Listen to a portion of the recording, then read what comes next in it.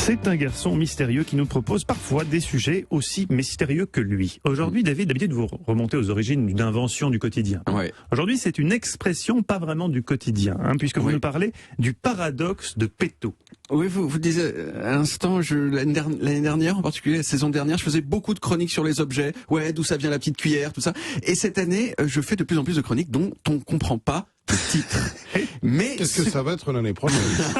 Je vais faire, je ne comprendrai même pas mes mots. Voilà. Mais ce que j'espère, c'est que cette absence de compréhension n'est pas agaçante, mais plutôt intrigante. Et avouez que le paradoxe de Peto, ça claque quand même. C'est quand même super intrigant. Ça évoque un truc qui va être super intelligent et qui va ouvrir des autoroutes dans la tête. Alors, je vous garantis pas des autoroutes, mais au moins une belle petite nationale. Vous voyez. Alors d'abord, le paradoxe de Peto, ça concerne une maladie très agaçante qu'on appelle le cancer. Ah oui. Et je vous avoue que quand je me suis assis à mon bureau hier pour écrire cette chronique et que j'ai essayé de trouver des blagues sur le cancer, c'est difficile. J'ai pas très bien réussi rapport au fait que ça provoque le décès, tout ça. Le cancer, c'est une maladie qui commence toujours dans une seule cellule de notre corps qui mute et qui commence, si vous voulez, un petit peu à déconner. Et donc, il y a quelque chose qui semble être une évidence totale à la portée d'un élève de CM2, c'est que plus il y a de cellules, plus il y a de chances que l'une de ces cellules mute et devienne cancéreuse. Je veux dire, si vous prenez un groupe de 10 personnes et un groupe de 100 personnes, le groupe de 10 personnes a statistiquement moins de chances de contenir une personne de confession nazie. Vous voyez ? Et cette loi... Il fallait caser nazi. Voilà, j'ai réussi. Et une chronique de David sans nazi, c'est pas une chronique de David. Et cette loi, elle se vérifie d'ailleurs au sein d'une même espèce.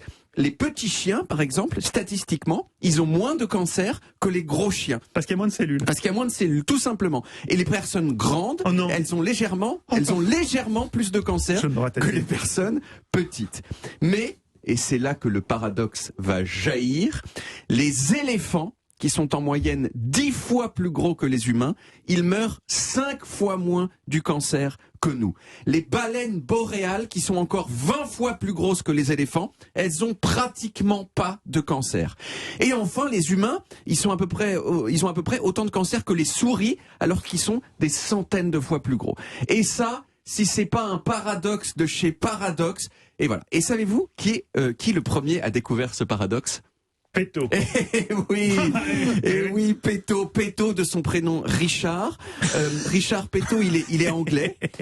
Ça va. Il est anglais, il est épidémiologiste et franchement, il est assez sexy. J'ai apporté une photo de lui ici, Mathieu, vous qui êtes un esthète, je vous demande d'expertiser sa sexitude. Oui, je trouve que c'est effectivement, alors c'est difficile à décrire, mais surtout la coiffure, on a beaucoup de cheveux, c'est une coiffure assez. Mais on sait pourquoi. 80, mais il a un immense front, donc je pense que c'est pour ça qu'il met ces jeux comme ça. Quand même un assez beau gosse. Et en plus d'être sexy, Richard, il a découvert son paradoxe en 1977 alors qu'il avait que 34 ans. Qu'est-ce qu'on faisait nous à 34 ans au lieu de découvrir des paradoxes? Vous voyez, on faisait rien. Alors maintenant, je sais que vous brûlez de savoir pourquoi ce paradoxe. Pourquoi est-ce que les gros animaux défient complètement les probabilités sur le cancer? Ils bouffent pas de steak tartare comme nous. Non, assez peu. La vérité, c'est que les scientifiques, c'est un mystère encore. Les scientifiques ne savent pas vraiment. C'est vrai, sinon ça cesserait de s'appeler un paradoxe.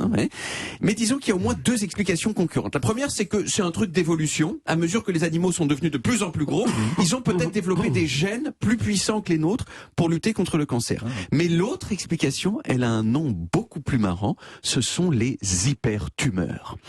Vous savez ce que c'est les hypertumeurs? Ça n'a pas l'air de faire beaucoup rire Stéphane, les hypertumeurs. On a peur là avec ce mot. Les hypertumeurs, c'est des tumeurs de tumeurs. Oh non. C'est des cancers de cancers.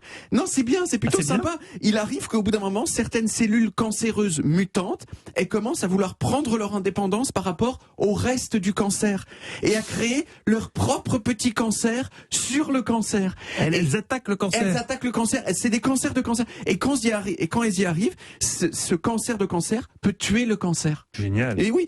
Et plus une tumeur cancéreuse grossit, plus la probabilité que ça arrive augmente. Or, un cancer peut grossir beaucoup plus longtemps sur une baleine que sur une personne. Pourquoi? Oui, parce qu'une tumeur de 500 grammes sur nous, ça peut nous tuer. Oui. Mais une baleine, une tumeur de 500 grammes, c'est rien. C'est un petit truc comme ça dans son énorme corps. Donc, ce qui se passe peut-être, c'est que chez les gros animaux, c'est qu'ils ont effectivement beaucoup plus de cancer que nous, peut-être, sauf qu'ils ont aussi plus d'outils pour tuer leur cancer. En ce moment même, as we speak, il y a des gens qui font des recherches sur ces gros animaux pour peut-être un jour maîtriser les secrets de leur bouclier anti-cancer et nous aider, nous, à avoir moins de cancer. Peut-être donc que les éléphants, après nous avoir donné des touches de piano, ils vont aussi nous aider à mourir dans plus longtemps. Voilà. Avouez que ça valait la peine le paradoxe de Péto. Oui. Je vais vous dire que votre Péto, c'est un sacré mec. Hein. Ouais. C'est pétoman. Alors là, Olivier, je vous laisse responsable de ça. Vous avez avalé un clown là, ce matin. En tout cas, c'était passionnant, David. C'était. Vous avez avalé un clown cet après-midi. Non, j'ai une seule. Une seule, ah oui. Et une seule un peu particulière, puisque... Alors déjà, on remercie David Castello-Lopez. Oui, c'était magnifique. On retrouve les origines en podcast sur toutes les applis audio et en vidéo sur YouTube, Dailymotion et sur le site europe1.fr.